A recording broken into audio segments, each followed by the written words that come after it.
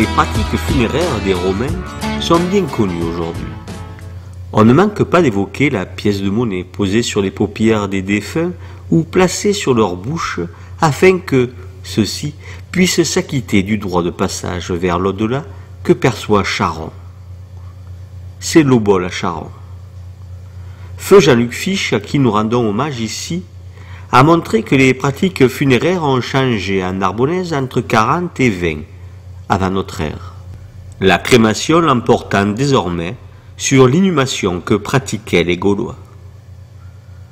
Tout cela variant plus ou moins selon les époques. Imitant les Romains, l'habitude est également prise d'éloigner les morts de la cité. Nul cimetière dans les cités gallo-romaines donc. Les sépultures les plus connues sont celles des couches supérieures dont les monuments ont pu parfois résister au temps et au pic des carriers.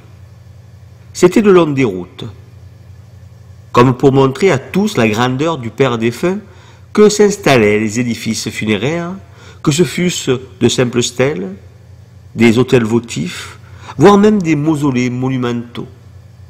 Cicéron, orateur et homme politique romain que l'on ne présente plus, raconte dans le Contre Verres la recherche qu'il fit de la tombe du célèbre Archimède, tombe qu'il avait fini par retrouver sous des amas de ronces, abandonnés, parmi d'autres, au bord de la route, près d'Agrigente en Sicile.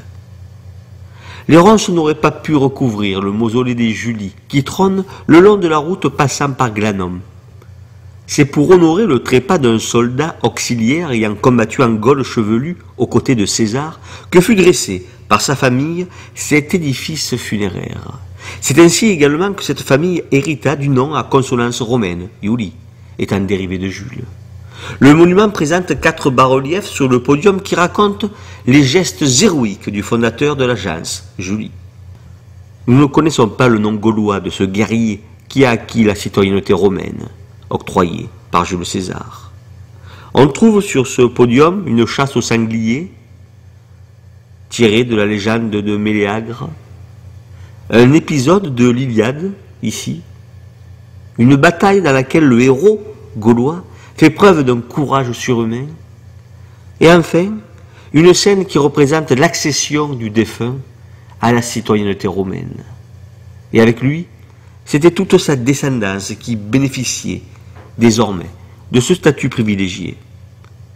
C'est en remerciement de ce don et de cette promesse d'avenir qu'ils l'honorèrent d'un mausolée monumental, splendide, qui n'aura de cesse d'éveiller la curiosité des passants.